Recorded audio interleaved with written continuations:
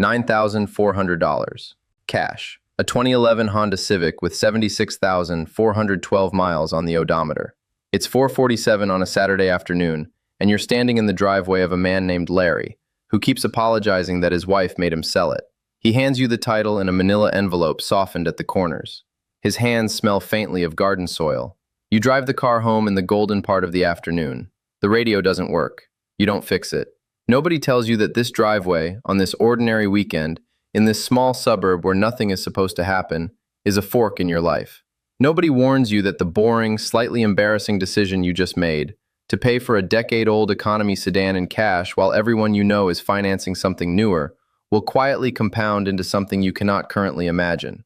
This is a story about a car. It is also a story about the version of your life that only exists because you drove it. You are 25. You just started your first real job. $47,000 a year at a mid-sized logistics company in a building with brown carpet and a broken vending machine on the second floor. Your coworker Marcus started the same week. He drives an old Jeep with a bad clutch and talks at every lunch about the truck he's going to get once the job feels real. He is kind. He remembers everyone's birthday. He explains the coffee machine to you on your third day because nobody else did. He is not, and will never be, the villain of this story. You keep driving the Civic. It smells faintly of the previous owner's Old Spice, and something else you can never quite name. Maybe upholstery cleaner. Maybe just time. You open a brokerage account on a Tuesday night while eating cereal for dinner. You set up an automatic transfer for $425 a month into a fund that owns a small sliver of every large company on earth. You do not tell anyone about the transfer. You do not tell anyone about the account. You do not, in any meaningful sense, think of yourself as an investor. You just don't like the idea of your money touching your hands. You are 28. Marcus signs a lease on a new Acura TLX for $459 a month. He drives it into the office lot with the windows down and the plates still paper. He gives you a ride to lunch and shows you how the seats warm up. It is a nice car. It smells like someone else's future. Over sandwiches, he laughs about how you're still driving Grandma's Civic and asks when you're going to grow up. You laugh too because he isn't wrong. Your brokerage account is at $17,800. You do not mention this. It would sound out loud like an accusation. Your account balance keeps ticking up on Sundays when you check it in bed alone with the lamp on. The Civic keeps starting on cold mornings. You are 31. You get married in a state park pavilion. You drive the Civic there because your fiancé thinks it's funny. Someone ties cans to the bumper. In the honeymoon photos, the odometer reads 118,220 miles. Marcus, who's now in his second lease, a bigger SUV, $612 a month, drives up from the city. He hugs you at the reception. He tells you he's proud of you. He means it. This is the part where you realize that the people who love you do not care what you drive, and the people who care what you drive are people you were never really close to in the first place. You keep this realization to yourself. It feels rude to say out loud, like you're bragging about being poor. The transfer has crept up over the years. $500, then $600, matching the raises nobody was clapping for. Your account is at $46,200. You are, on paper, wealthier than most of the men who are laughing at your car. You are 34. The Civic starts making a noise, a soft, arrhythmic tap from somewhere near the exhaust. A mechanic in a shirt with his name stitched over the pocket tells you it's going to cost $840 to fix. And honestly, at 174,000 miles, he'd understand if you just moved on. You fix it anyway. You keep driving it for another 18 months. Your account is at $89,000. You are 36 when the Civic finally dies in a Costco parking lot on a Tuesday afternoon. The starter, this time. Something final about the click. You have it towed. You do not feel the loss you expected to feel. You buy a 2015 Toyota Camry from a woman named Denise for $11,200. She cries a little handing over the keys because it was her late husband's. You promise you'll take care of it.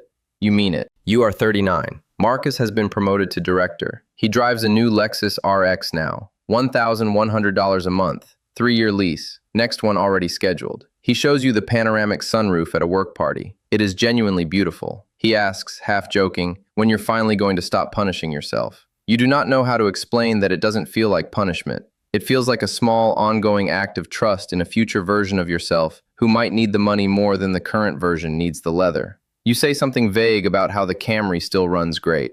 He nods, distracted. Your account is at $178,000. Nobody tells you that around this age, conversations start to develop a shape. There are the friends who ask what you do and what you drive, and there are the friends who ask how you've been. The overlap gets thinner every year. You are 44. You have 2 kids now. The Camry has a stain on the back seat from a spilled juice box that never quite came out. You are the only father at the birthday parties in the school parking lot, driving a car older than the kindergartner whose birthday it is. You notice this. You do not think about it for very long. Your account is at $311,000. You do not think about that number for very long either. It has started to feel less like money and more like a kind of quiet weather in the background of your life. You are 47. You're at a work function and someone asks Marcus, in front of you, what he drives. He answers with the model and the trim level. Then cheerfully, he turns to you and says, "Ask him what he drives. You'll laugh." Everyone laughs, kindly. You laugh too. You drive home in the Camry that night, 208,000 miles now, the odometer glowing green in the dark, and you sit in the driveway for a full minute before going inside. Not angry, not proud, just tired in a way you cannot locate. Your account is at $421,000. You have not told your wife the exact number in years, not because you are hiding it, because saying it out loud in your own kitchen feels like it might change something about who you are to each other. This is the part they leave out of the documentaries. The wealth is real, and the loneliness of being the only person in the room who knows the wealth is real is also real. You are 52 when Marcus loses his job. The company restructures. They call it streamlining. He gets 6 months of severance and a LinkedIn post to write. His lease is up in November. He does not renew it. He drives, for the first time in 24 years, a used Camry, bought outright from a coworker's cousin. It is silver. He mentions the color at a barbecue as if the color is what he can bring himself to talk about. You do not feel triumphant. You feel a low, unspecific grief. He did not do anything wrong. He bought cars he liked, at prices the culture told him were normal, and he was rewarded, for a very long time, with the exact life he had been promised. There is no lesson here that anyone would want to hear at a barbecue, so you don't offer one. You get him another beer. You are 55 when Marcus calls you on a Sunday evening. He asks if you can spot him $8,000. Just to bridge, he says. The consulting thing's slow. You send it before he finishes the sentence. He pays you back over 16 months, in uneven chunks, with a handwritten thank you note that arrives with the final check. You keep the note in a drawer. You do not tell your wife about the loan. You do not tell anyone. This, too, is part of it. The number in the account has begun to require a kind of privacy that other numbers don't. Your account is at $683,000. You are still driving the Camry. You are 58. Nobody asks about your car anymore. The friends who used to tease you have started downsizing. Smaller houses, smaller vehicles, quieter Christmases. The friends who once seemed miles ahead of you now sometimes ask, in passing, how you managed to send both kids to college without loans. You give a vague answer. You have discovered that the true answer, a used sedan, a boring index fund, 33 years of a small automatic transfer nobody ever noticed, is somehow less believable than a lottery ticket. People want the story to be more dramatic than the story actually is. You have stopped trying to correct them. Money doesn't remove fear. It just changes its address. You are 62. You retire on a Thursday. There is a small cake at the office with your name misspelled in blue icing. You drive home in the Camry, 286,000 miles now, held together by patience and a mechanic named Ray who calls you boss. And you park in the driveway and you sit there, engine ticking as it cools, and you check your account balance one last time as an employed person.